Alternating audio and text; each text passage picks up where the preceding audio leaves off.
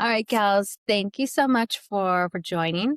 And good morning. I think we are all here in our best spirits on Monday. So we have Lydia, Gina, Alicia, Samira, myself, and Annalisa from Alcar Health. And this morning we're going to talk about our thoughts on Women's History Month and International Women's Day. We are all spread out. So some of us are in California, some of us are in Baja and Tijuana, and then I'm in Vegas and Annalisa's in New York. So we're spread out. We have just lots to offer. So let's just jump right in. What are your thoughts on Women's History Month? I feel like us women have accomplished a lot in history, and some credit may have not been, in the light because of all these stories that we hear growing up. There's not really a woman role model, but nowadays I do know that we do have more women role model, and we're not limited. We're not limited to what we can do, and there's really not a lot of barriers for us nowadays because of all the women that have gone past us and everything that they've encountered. So for me, it just means powerful. As women, as a one person, we're powerful, but as a group, we can become even more powerful because our voice are heard and we do see each other as sisters as well. So that's for me, this month is to appreciate every woman. You don't have to be a mother to be powerful, but you are the voice that a little girl can hear from you. And if you do accomplish something really big in life, you're looked up to. So that's what my goal is for my little sisters, for my little nephews, to see that, we are powerful. We don't have to be men to be powerful.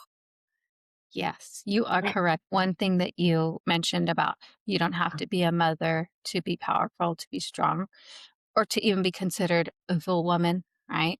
I want to echo that. I want to scream that loud and clear because I think just being a woman is powerful in and of itself without giving birth, we have that awareness. I think that when we're born, we're told or showed your role is to care for, nurture. That so even if you don't have kids, you're always carrying that idea of I need to take care of people. I need to do the most. I need to give myself. Oh, I come last. Get away from me with that. That has no place here. Like we should come first and we should still care and love and take care of other people if we choose to.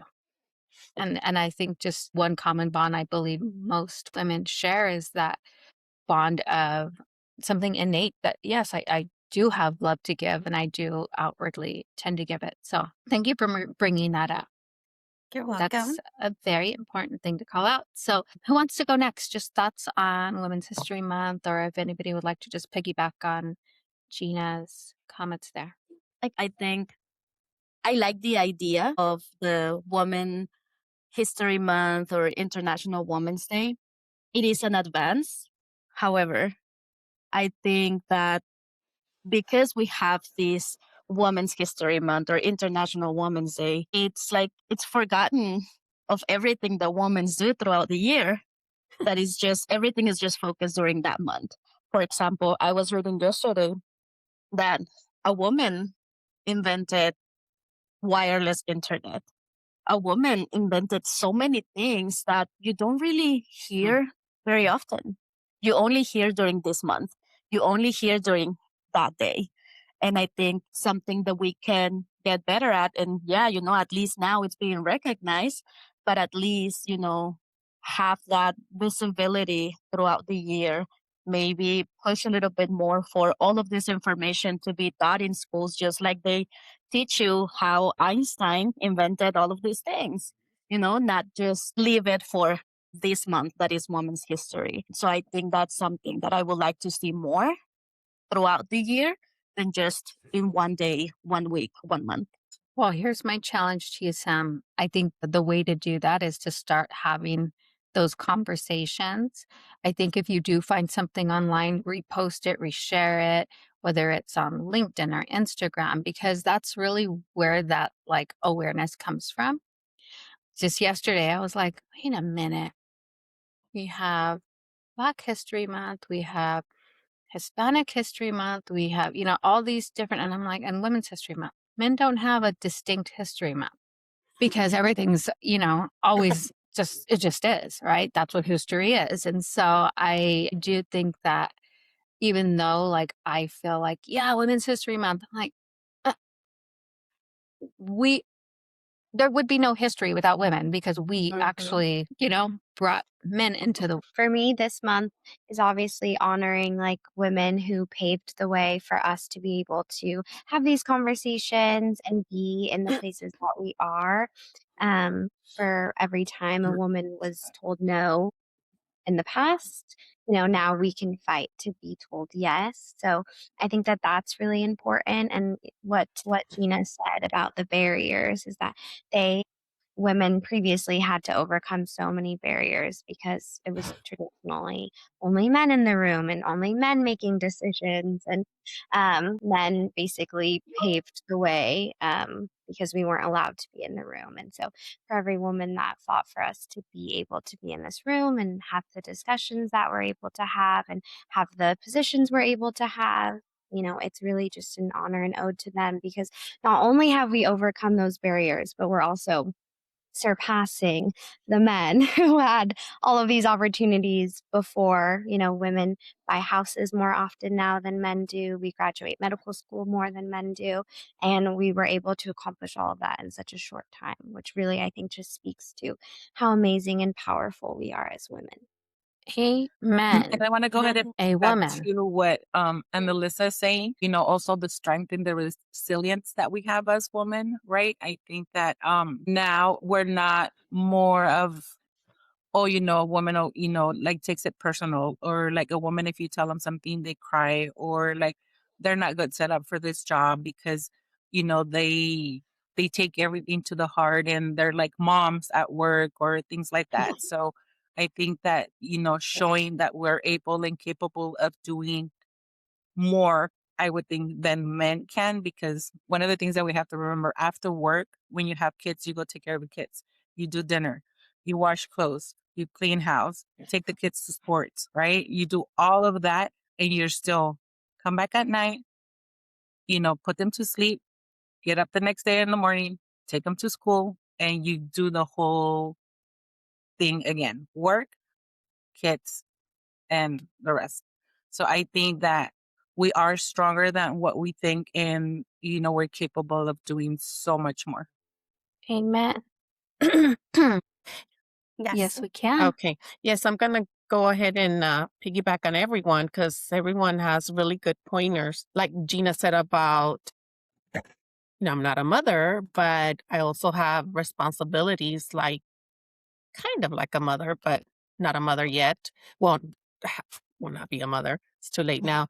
But we have responsibilities we have nephews, nieces, godchildren that look up to us. Also, if you teach a class for little ones, I do that in the church from first to third grade. So those are responsibilities that little ones look up to you.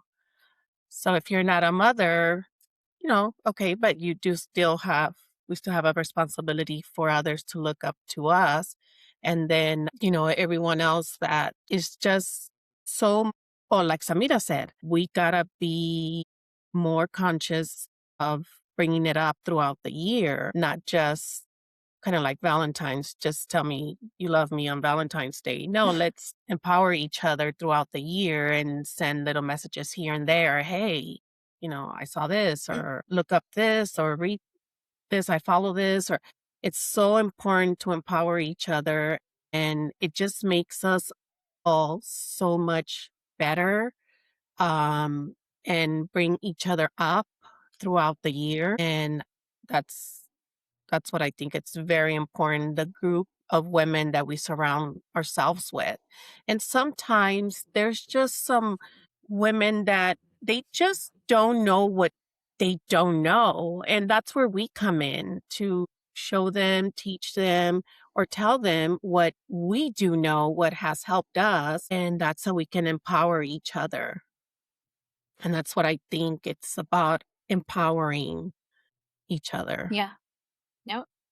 Absolutely right. Absolutely right. Just to close us up, we'll go ahead and just acknowledge again. I think just acknowledging the women that came before us, whether it's in our own, lineage, in our families, the women that are coming after us. I think it's vital to keep an eye on who's coming after us, who's looking up to us, who's around, and just to be, the bravest and strongest and most, I would say, compassionate that we can be with ourselves because, I think we want to do the most, do the most, do the most, but I think it's always nice for other women, other girls to see that we do, still nurture ourselves, still give to ourselves, still love ourselves. And what does that look like? It could be different for everybody, but I think that's something that we need to really be cognizant of and to, cultivate in that next generation.